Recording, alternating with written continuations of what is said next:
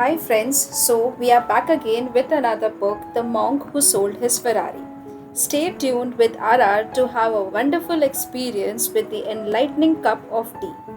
So, to introduce the story, we have 13 chapters, of which first one will be taken up by Sid Agarwal. Greetings to all my friends. My name is Siddh Agarwal and I am present before you to have a short and nice discussion on chapter 1 of The Monk Who Sold His Ferrari.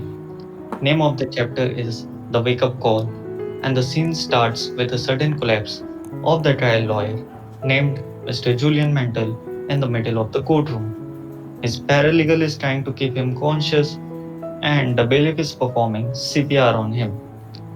The judge immediately called an ambulance and he is taken to the hospital. Now let me introduce all of you with Mr. Julian Mantle. Julian, one of the best and highly intellectual trial lawyer in the city. Whenever the rich and famous needed a superb legal tactician for their case, they would approach him. He was able to earn and afford every luxury of a life which many of us would dream about. He had lavish mansion in the posh celebrity area, a private jet, professional reputation, income in seven figures, and of course, his prized possession, a shiny red Ferrari. I met him 17 years ago when I was hired as a summer intern in his firm. We are working on a case which was mother of all murder trials. I was lucky enough to experience the working with this young star of the firm. Quickly we became friends and he also arranged me with some scholarships when he came to know about my financial problem from one of my colleagues. Julian was one of the dedicated and hard worker who works for 18 hours a day. As a result, his reputation and net worth was continued to grow with every past day. One after the other, he continues to earn legal victories. His power packed courtroom conversations would leave everyone awestruck. Even the judges look at him as legal genius. But then, over a period of time, as in everyone's life, there comes a downward pace of life. So comes in the life of Julian Mantle. Julian started losing his focus in the courtroom, losing his passion for law, and day by day, he was getting enveloped with his emptiness. And then it happened. Julian got a heart attack, which brought him to unconsciousness, fallen on the middle of the courtroom, where he was sweating and shivering like a maniac. With this, I hereby ends my discussion and point of view regarding the first chapter. Now, thank you, Sid, for letting us know about Julian, who was the monk who sold his Ferrari, and John, to whom Julian was stating his story. So, moving to chapter 2, that is the mysterious visitor. Vishal, I'll invite you to say your views. A massive heart attack that brought the brilliant Julian Mantle back down to earth and reconnected him to his mortality right in the middle of courtroom number 7 on a Monday morning. A passionate and a workaholic human being, Julian Mantle, an excellent attorney with an urge to attain everything a person can through the amount of hustle and determination. But you never know a person who is so perfect what he feels inside. When Julian Mantle had a heart attack, it was announced that he was quitting his career as a lawyer. 3 years go by and nobody knows where Julian went. But of course, John found out that Julian went to India to attain a peace of mind. The absence of Julian created a drastic change in the lifestyle of John. 3 years later, Julian mysteriously returns to America and is completely transformed from the person he previously was. It was his physical appearance which greatly improved, almost miraculously better, and similarly, his mind and attitude on life now far better. While working as a lawyer, the constant stress in his life took a major toll on his physical and mental health. But after he came back from India, Julian returned a transformed man.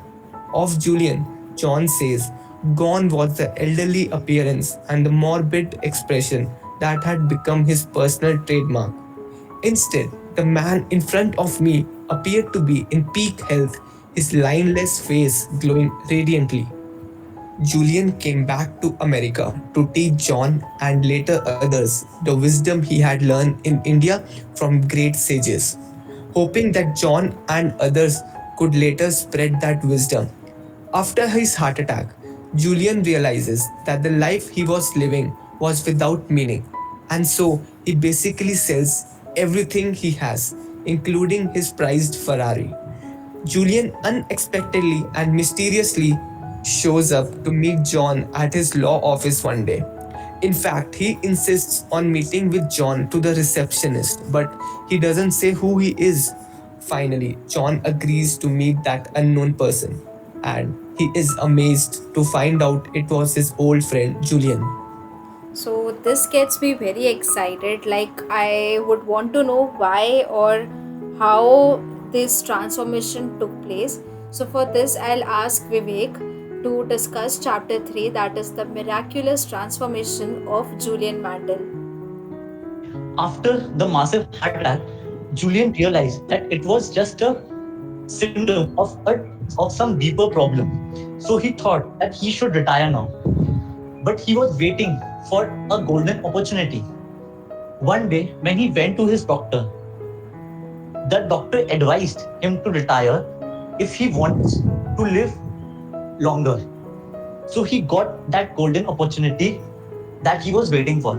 So he sold all his material possessions and started his journey towards a new life. His journey started from India. India, it is a land of cultures and traditions. So he went to different small villages to learn these different cultures and traditions of this country. So after 7 months, he finally reached Himalayas where he met another monk named Yogi Krishnan. The conversation with him started with the discussion of the past life and the lessons that they learned from them, and ended with the discussion of a sage named the great sage of Shivana. According to mythology, Shivana means oasis of enlightenment.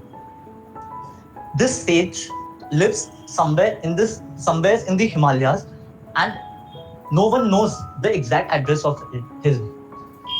It is said that this sage has developed a system to improve the quality of life. After hearing the yogi, Julian decided to meet this sage. So he started his journey the next morning. And while he was traveling, he realized that he has to complete this journey alone.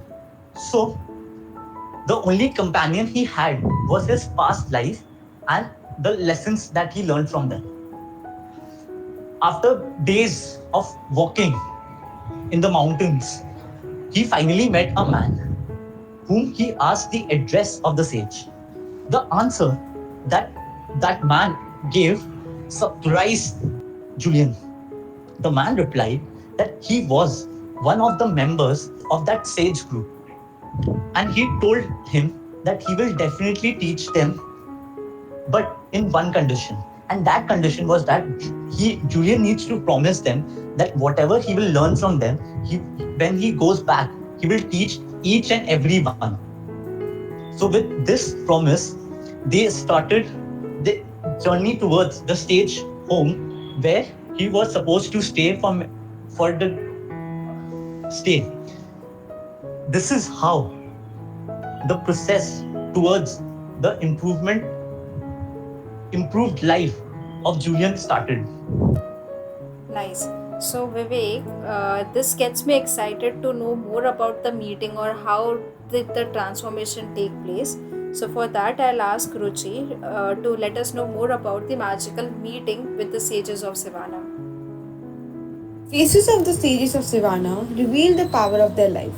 Hello everyone, this is Ruchi Jha and I am here to explain Chapter 4, A Magical Meeting with the Sages of Savannah.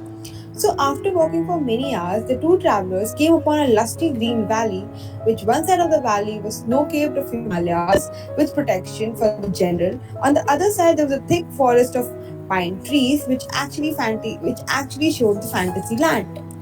The sage welcomed Julian. In that beautiful smell of pine and sandalwood, Julian suddenly heard a gentle voice from a distance, which was soothing to the ear. He followed the sage without he followed the smell without making any sound. And when he reached there, there was a small village made up of solely out of what appeared to be roses. There was a tiny temple in between village, the kind of temple Julian had seen on his trips to Thailand and Nepal. The traveling companion has now revealed his name as Yogi Raman. He was the elder sage of Sivana and the leader of this group.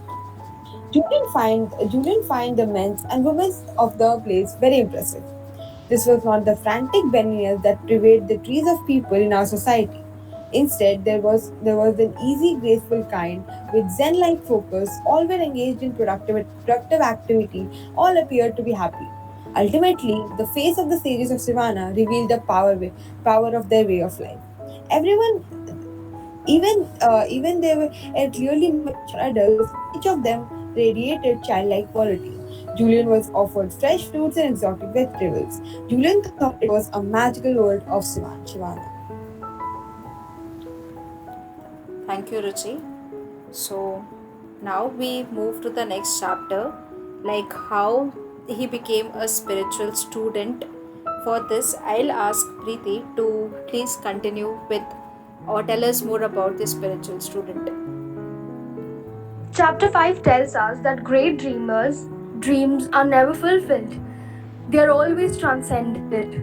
People spend their whole lives dreaming of becoming happier, living with more vitality, and having an abundance of passion. Yet, they do not see the importance of taking out even 10 minutes a month to write out their goals and to think deeply about the meaning of their lives. People grow the most when they enter the zone of unknown. The only limits in your life are those that you set for yourself. When you dare to get out of your circle of comfort and explore the unknown, you start to liberate your human potential. The twin disciplines of personal mastery and self responsibility will keep you from returning to the chaos of crisis that we all have characterized our lives.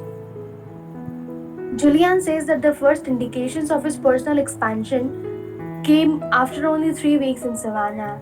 He started noticing the beauty in the most ordinary of the things, whether it was the marvel of a starry night or the enchantment of a spider's web after it had rained. Success on the outside begins within. You don't attract what you want, you attract who you are. It's worth repeating and reflecting on many times. Enlightenment comes through the consistent cultivation of your mind, body, and soul. Consistent cultivation means the development and optimization of your mind. Success cannot be pursued, success ensues. It flows as the unintended byproduct of efforts concentrated in the direction of a worthy cause. Within a month of applying the principles and techniques of the sages, you begin to cultivate the deep sense of peace and inner serenity that had eluded you in all the years you had lived. You become more joyful and spontaneous, growing more energetic and creative with each passing day. Physical vitality and spiritual strength follows the changes in your attitude. Thank you. Thank you, Preeti. And as we move forward, like now we are getting into the real crux of the book. So, for that, from here on, I'll ask Medha to take up chapter 6, The Wisdom of Personal Change. Now, Julian has come to visit John's place, and John is equally surprised to see his friend turned into a monk. John has been living in this materialistic world for years now, and Julian, on the other hand, is a spiritualized monk. So, John's cup is full of materialistic tea, but Julian's cup is full of enlightening tea. But doesn't matter how hard Julian tries to put in his own tea into John's cup, it won't get inside, because John's cup is already full of materialistic tea. So I will request the listeners to empty their materialistic cups and be prepared for Julian's enlightening cup of tea. Now, Julian here teaches us 7 principles of Sivanas which he learned from Yogi Raman, and they're based on self leadership, self responsibility, and spiritual enlightenment. So, Yogi Raman asked Julian to imagine something which he was narrating. So, he said, "You are sitting in the middle of a magnificent, lush green garden. This garden is filled with the most spectacular flowers you have ever seen. The environment is supremely tranquil and silent. savor the sensual delights of this garden, and feel as if you have all the time in the world to enjoy this natural oasis. As you look around, you see that in the center of this magnificent garden stands a towering red lighthouse, 6 stories high. Suddenly, the silence of the garden is disturbed by a loud creaking as the door at the base of the lighthouse opens. Out stumbles a 9 foot tall, 900-pound Japanese sumo wrestler who casually wanders into the center of the garden. It gets better, chuckled Julian. The Japanese sumo wrestler is naked. Well, actually, he is not totally naked. He has pink wire cable covering his private parts. As this sumo wrestler starts to move around the garden, he finds a shiny gold stopwatch which someone has left behind many years earlier. He slips it on and falls to the ground with an enormous thud. The sumo wrestler is rendered unconscious and lies there, silent and still. Just when you think he has taken his last breath, the wrestler awakens, perhaps stirred by the fragrance of some fresh yellow roses blooming nearby. Energized, the wrestler jumps swiftly to his feet and intuitively looks to his left. He is startled at what he sees. Through the bushes at the very edge of the garden, he observes a long, winding path covered by millions of sparkling diamonds. Something seems to instruct the wrestlers to take the path, and to his credit, he does. This path leads him down the road of everlasting joy and eternal bliss. Now, you might think, why to imagine such a stupid stuff? It is so simple. But Yogi Raman detected his dismay. Never overlook the power of simplicity, Julian was told. Now, you also see that the garden, the lighthouse, the sumo wrestler, the pink wire cable, the stopwatch, the roses, and the winding path of diamonds are symbols of 7 timeless virtues for an enlightened life, which we are still to learn by Julian. Thank you. Thank you, Medha. And like you have introduced us to the 7 principles, and these 7 principles will be taken forward one by one in each chapter. So, for the first one regarding the garden, like when he saw garden, what did it indicate? What did it mean? This all will be explained by Kanishk in this chapter. The Monk Who Sold His Ferrari, Chapter 7. This chapter compares our mind with a garden, beautifully presenting the idea that our mind needs to be taken care of in the same way we take care of a garden. If you let toxic and negative thoughts enter your mind daily, you become a negative person. We must stand guard on the gates of our mind and cautiously seek only positive thoughts. There are many kinds of negative distractions our mind can have, like the worries and the anxieties, the fretting about the past, the brooding over the future, and the like. But it's ultimately in our hands how we perceive these situations and emerge out of these. The chapter continues to tell us about the massive strength of our minds. If trained properly, our brain can do wonderful things, even slowing down of our heartbeats. The simplest example of this is that the only thing we have control over is our minds. We cannot necessarily control our surrounding, the situations around us, but we have absolute control over how we react to them. We can make the best situations possible out of the worst problems we face. Only and only if we choose to perceive things in that way. This mindset also helps us achieve the things we really want in life. We can only achieve something in real life if we have dreamt of it hard enough. When you learn to take control of your thoughts and vividly imagine all that you desire from this worldly existence in a state of total expectancy, dormant forces will awaken inside you. You will begin to unlock the true potential of your mind to create the magical life that I believe you deserve. Dare to dream that you are more than the sum of your current circumstances. Expect the best. You will be astonished at the results. Our brains, like the swords, need to be polished and sharpened regularly. We attract what we think of. The first step towards achieving this is to learn to concentrate. We should have a goal and should tirelessly strive to achieve it. If we have a purpose in life, a value-adding goal that would motivate us to get up daily and get to work, that our goal becomes our fuel. Our problems all seem smaller because our eyes are fixed upon the greater goods, the brighter side of things.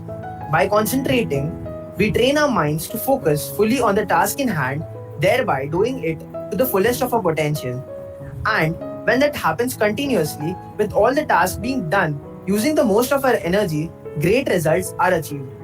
The chapter further talks about simple exercises and techniques which help us immensely in learning to concentrate.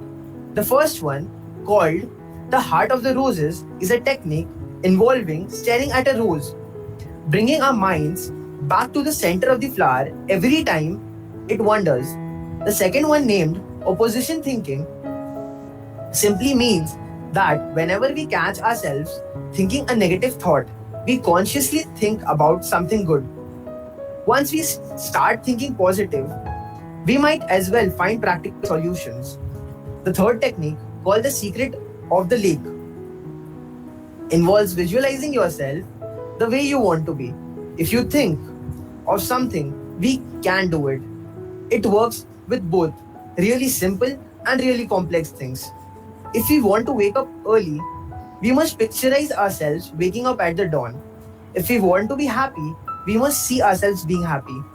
Our minds can act as excellent servants if we train them properly. The process of achieving the most difficult goals start with the simple things, and that is determination.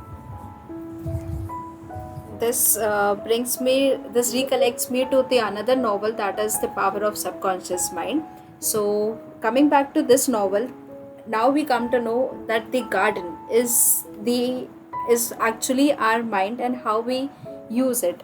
Take care. Thank you, Kanishk. Moving forward, next is about the kindling our inner fire. So for this part, I'll ask Gajendra to please continue.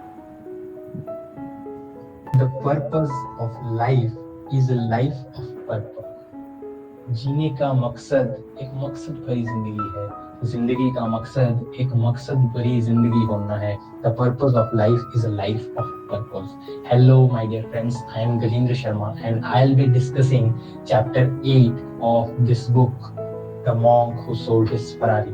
So I'll be discussing 5 points which are the basically themes of this chapter, and let's see how we can inculcate these points, these lessons, these teachings to our lives. So the first point says, he who serves the most reaps the most, emotionally, mentally, physically and spiritually. Basically, this is the way to inner peace and outer fulfillment. He who is ready to help others, he whose every work is turned outwards, is for the benefit of others, will automatically generate eternal joy within. That is the secret to live in harmony, in peace, in joy. Second point that the author mentions, that people who study others are wise, and those who study themselves are enlightened. People who study others are wise, and those who study themselves are enlightened. That means it's very important to study ourselves, to study our emotions, study our thoughts, why we are having so many thoughts and emotions. If we can just figure it out, is it the life? Is it life's purpose? If it is not, then these are just a waste of time. These are just a mere distraction. So we need to think on it. The third point, he says, the purpose of life is a life of purpose. That means those who are truly enlightened know what they want out of their life. They know what exactly they want because they have clearly defined their goals, their priorities. And these clearly defined goals, priorities serve the purpose of their life. Similar to a lighthouse, the way a lighthouse guides ships in toughest times, similarly, the purpose of your life guides you. The law of dharma, it is said that it's your dharma, it's fulfilling your dharma. That is, fulfilling life's purpose is fulfilling your dharma. The law of dharma says each one of us has a heroic mission while we walk this earth, and to accomplish that, we have been given talents and gifts. So the key is here, if we can discover that talents and gifts, we can discover our life, our main objective of our life. And goal setting is the way to reach there. When we set goals and when we write it down, it directly get registered into our subconscious mind, and hence nature starts playing its role, and suddenly the things get started manifesting. Once something which was possibility can become a reality, just because when we put our aims on paper, or when we are just clear about what we want, everything becomes clear. So this is from this chapter, this is from my side. Thank you so much. Hope you enjoyed the lessons. So, as the story continues further, Julian talks about self leadership, which brings us to the third principle, sumo wrestler. In Japan, they follow a philosophy, Kaizen, that is constant self expansion and progress. It basically means consistent and never ending improvement to gain greater accomplishments. Julian emphasizes on building a strong character full of discipline, energy, power, and optimism. We need to develop a deep sense of faith in our abilities and an indomitable spirit. Taking the time to master your mind, to care for the body, and to nourish your soul. How could a person possibly lead a corporation if he cannot even lead himself? How could you nurture a family if you haven't learned to nurture and care for yourself? How could you possibly do good if you don't even feel good? Do you see the point? Julian asks, and this makes John give a serious thought to the importance of improving oneself. Wherein Julian tells John about few things that one needs to keep in mind. One, courage. It allows us to do whatever we want to do because we know that it is right. The second, moving into the zone of unknown. When you dare to get out of your circle of comfort and explore the unknown, you start to liberate your true human potential. Next, the key to happiness, that is when we are doing what we truly love to do, we are bound to find deep contentment. Next, renewing oneself, that is personal pit stop or rest break. The last one, that is discipline. This is not a quick fix type deal, and once we are in it for a long term. And this point will be taken ahead by Khushi in the next chapter. But wait, guys, before we move on to the next chapter, there are 10 important rituals for a radiant living, which I'll be discussing one by one. First one, solitude. Fit spot for the soul. Its purpose is self renewal, and this is accomplished by spending time alone, immersed in the beautiful blanket of silence. To which John says that having a silent place to go to when I come home from work would make a world of difference. I could decompress for a while and let go of the stress of the day. It would probably make me a much nicer person to be around. This ritual works best when one practices it at the same time every day. Next one, that is physicality. Taking some time every single day to nourish the temple of your body through vigorous exercise. Get your blood circulating and your body moving. Do you know that there are 168 hours in a week? At least 5 of those hours could be invested in some form of physical activity. Yoga, for instance, not only rejuvenates the body but it completely focuses the mind. It unblocks creativity. Most of us breathe far too shallowly, and in so doing, we fail to take in enough oxygen to run the body at an optimal level. So, can we do it now, like breathe in and breathe out, just for 1 minute? Yeah. Now, next is live nourishment. Here it indicates to eat live foods or having a vegetarian diet. The foods which are created through the natural interaction of the sun, air, soil, and water. The sages also called it a sattvic or pure diet. Abundant knowledge is the next ritual that we'll be focusing on. It centers around the whole notion of lifelong learning and expanding our knowledge base for the good of ourselves and all those around us. We need to take daily, consistent action to apply the knowledge and realize our dreams. Reading for 30 minutes a day will help us improve ourselves and the quality of our life.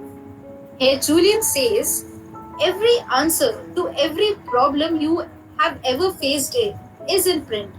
If you want to be better lawyer, friend, father or lover, there are books out there that will rocket you to those goals.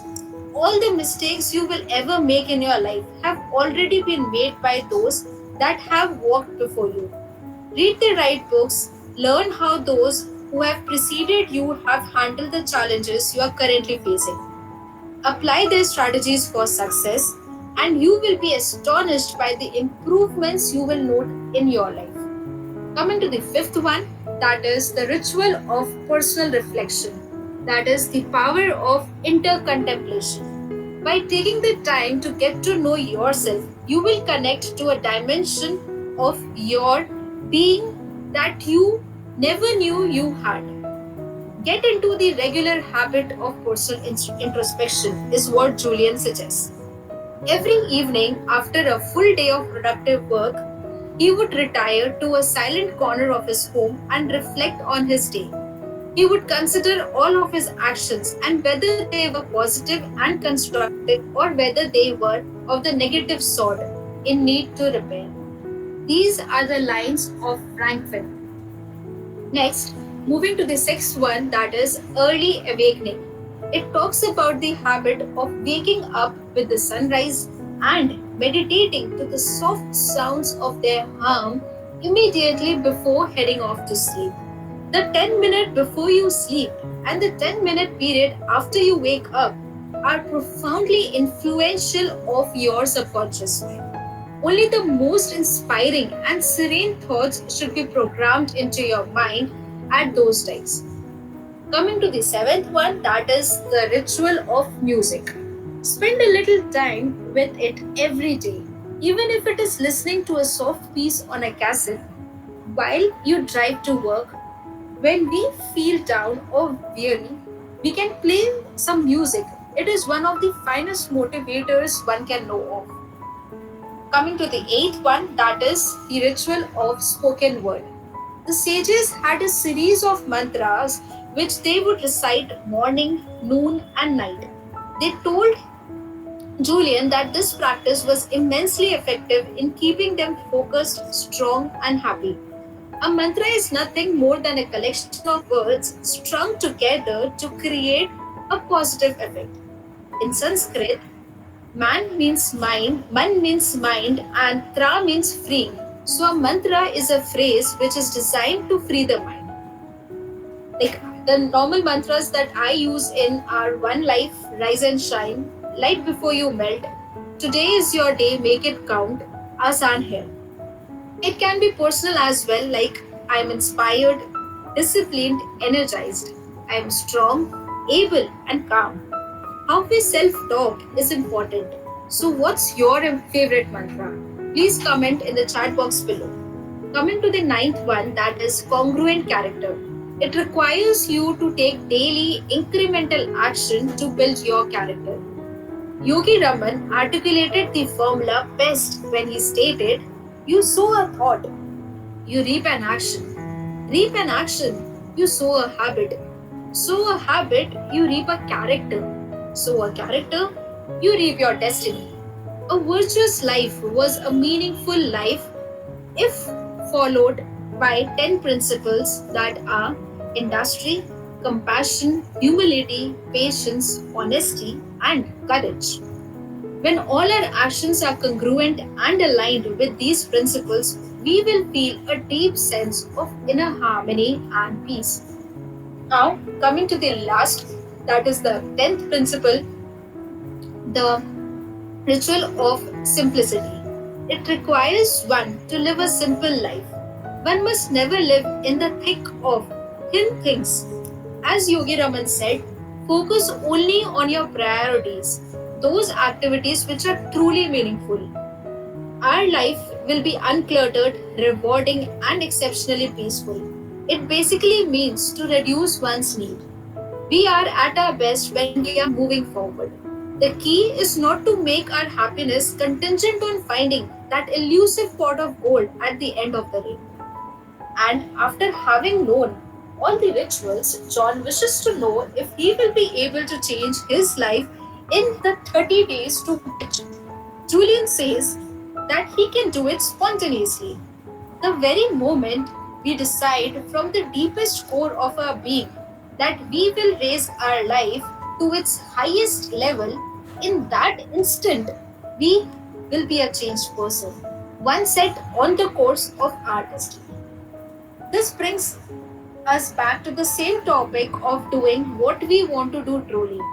What is our true calling? Julian says, stand your ground and follow your dreams. They will lead you to your destiny. Follow your destiny, it will lead you to the wonders of universe. And always follow the wonders of the universe, for they will lead you to a special garden filled with roses.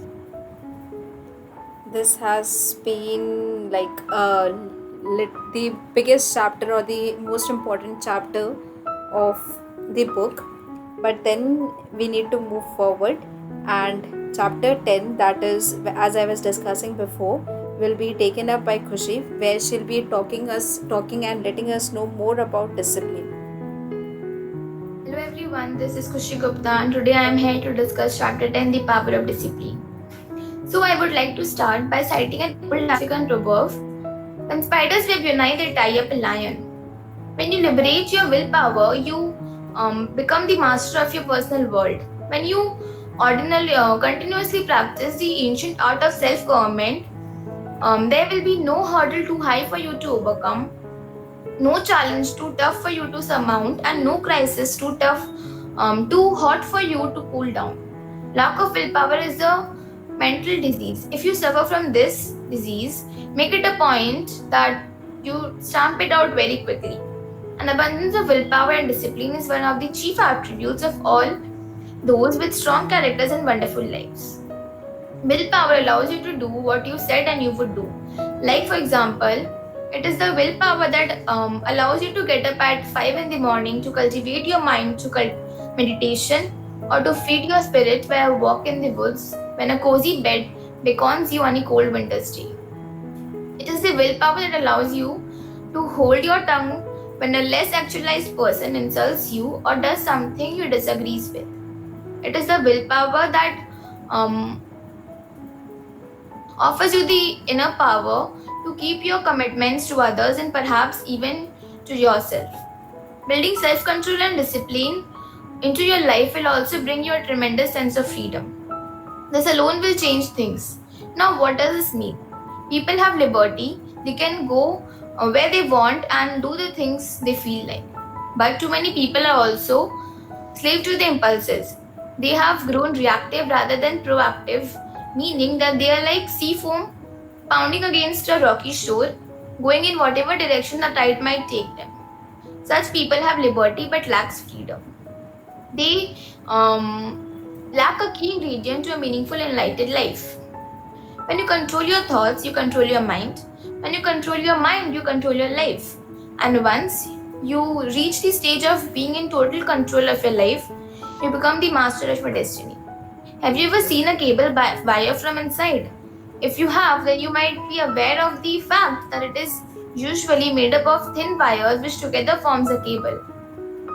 These thin wires might be weak alone, but when put together are even stronger than an iron rod. Similarly, our self-control and discipline is made up of every small things that we do in our life, be it waking up early or eating healthy. We feel that these small things don't really matter, but in reality, these are the only things that matter. You won't see an instant impact, but in the long run, these small things can bring some big changes in your life, and they will define who you are as an individual. Hence, I would like to end here by sharing a saying by Jim Rohn: success is nothing more than a few simple disciplines practiced every day. Thank you. Thank you, Khushi. So, for letting us know about the power of discipline. And now we move forward to know more about that precious commodity which Medha was talking about in the previous chapter. So, Navneet. With all going good, let us dive into the further teachings of the sages of Shivana. Julian reminds John, saying that as a sumo wrestler with a pink wire cable covering his private parts sleeps on the beautiful garden, he sees a golden watch, which depicts the most valuable non renewable resource, that is time. Time mastery is the life mastery. Whether we are privileged or disadvantaged, whether we live in India or USA, everyone has been provided with the same 24 hours of time. The only thing matters is the effective utilization of each second, because time slips through our hand like a grains of sand, never to return again. For this, Julian shares the techniques of becoming time mastery. That is, 1. The creative management of time. It is the richest people who have spare time to spare. That is, these productive people are highly efficient with their time. Being a time manager doesn't mean that we have to be workaholic. Rather, it means that we have to be successful planner. It means that before starting a day or be at a week, we should write down the things that we are going to perform in the due course of time. Yes, it seems much difficult at first, but regular planning the day before may give us a direction to go further forward. The ancient rule of 80-20. Yes. The ancient rule of 20, as Yogi Raman says so, states that 80% of our achievements in our life come from only 20% of activities that occupy our time. Hence, we should always focus on a very highly impactful activities. Let us take the example of John. Like the most impact, the most impactful activity for him will be enriching his legal knowledge, advancing client relationship, expanding the purview of legal services provided by him. But still, the time spent with family, the time spent training our mind, body, and soul also counts too. Number 3, being wary about the time tips. Yes, these are the people who always calls us as we sit on our chair to read our favorite novel or any other subject book. We should learn to say no to these people who waste our time. Julian wants John not to pick up phone every time it rings. It is for his convenience, not for others. With this, others to respect our time. Number 4, death bed mentality. What if I say today is the last day of our life? So, what will you be doing? Yes, it is a new philosophy of life. Think how much productive you would be. Listen to this. It energizes your day and gives a spark of enthusiasm in your activities. You'll be more focused on bigger things rather spending time in smaller aspects and problems of your life. Good time management is a key. Zulan aims to say that we should never put limits to our dreams and capabilities. Never be the prisoner of past, rather become the architect of future. Never compromise your peace of mind. With material skills and knowledge, it is also essential that you should be spiritually advanced. A hurried and paced life is not what nature has intended for us. Rather, a purposeful and disciplined life with a definite aim is what we should take care. Along with this, Zulin values the power of laughter. Yes, he says that the laughter, the sense of humor, relaxes our mind and soothes our soul. Further, Julian says that if you apply these techniques of time mastery, then you will surely advance the path of enlightenment and master the art of personal government, leading to a more productive life, harnessing your energy and fulfilling your spiritual longings. At last, there will come a time when all of your skills, talent, leadership, ideas will be standing in front of you and questioning, we are born with you, but it's you who has killed us off. And then you won't have any answers. So the best time to plant a tree was 20 years ago, and the second best time is today. So take initiatives, because today is a day to take actions. Listen to your conscience and let it guide you. Thank you. Thank you, Navneet, for letting us know about the principle of time, the watch that Julian had said in the beginning. Moving forward to the next chapter, which is about the ultimate purpose of our life. This will be taken up by Harrison. Hello friends, my name is Harishan Saluja and I'm going to present chapter 12, The Ultimate Purpose of Life, from our today's book review, The Monk Who Sold His Ferrari by Robin Sharma. This is a fictional book where Julian is the main character who shares his experience and teachings while becoming a monk with John, who is one of his former law colleagues. Yes, Julian says John that one day Yogi Raman told him that when Yogi was a child, every day before going to sleep, his father would ask him if he had practiced any good deeds throughout the day, and if not, then he would request Yogi to do so before sleep. Julian said that before an enlightenment life, no matter how many homes or cars you possess, John, your quality of life will only come down to the quality of your contribution you make to the society. To better understand this, there is a Chinese proverb which says, "A little bit of fragrance always clinges to the hands that gives you roses," which means when we work to improve the lives of others, we indirectly improve our own life. Julian said that all I want to say you, John, is that you must adopt a new paradigm in life, which means to adopt a new lens to view every circumstance in life.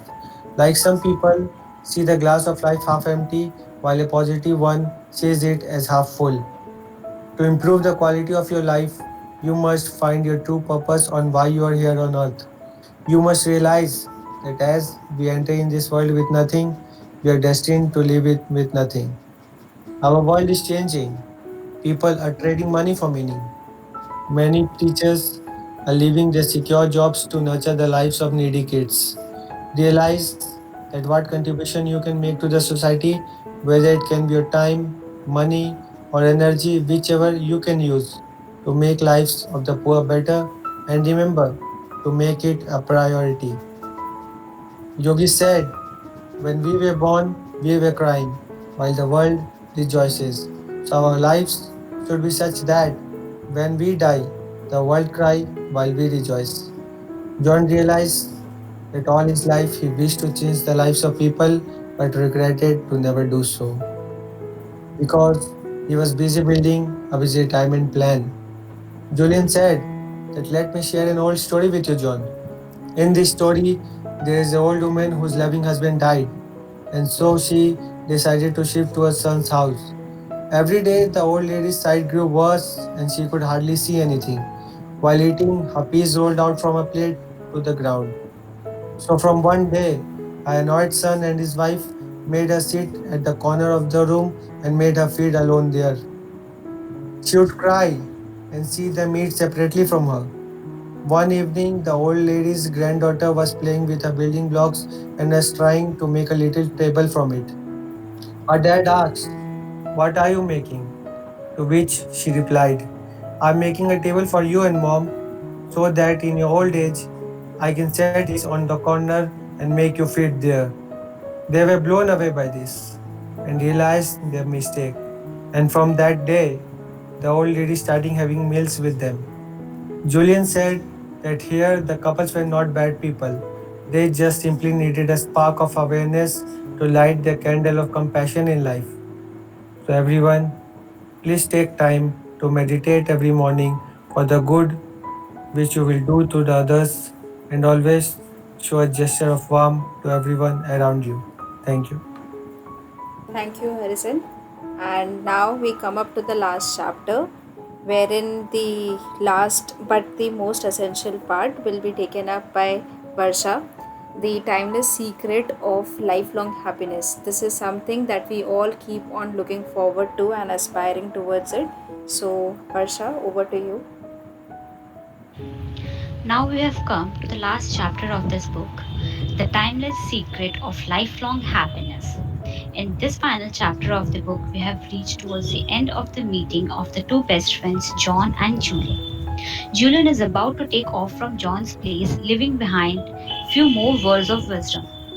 He once again refers to the sumo wrestler who took the path studded with diamonds and lived happily ever after. Here we come across a final virtue for enlightened living, the process and the joy of living in the present. We can relate to the phrase, a bird in the hand is worth two in the bush. It signifies how making the most of the time today can bring satisfaction, joy, and success eventually in the future. Instead of worrying about the future and hoping for the things to be favorable in future, we should instead focus on present. Life does not give you what you want, but it always gives you what you need.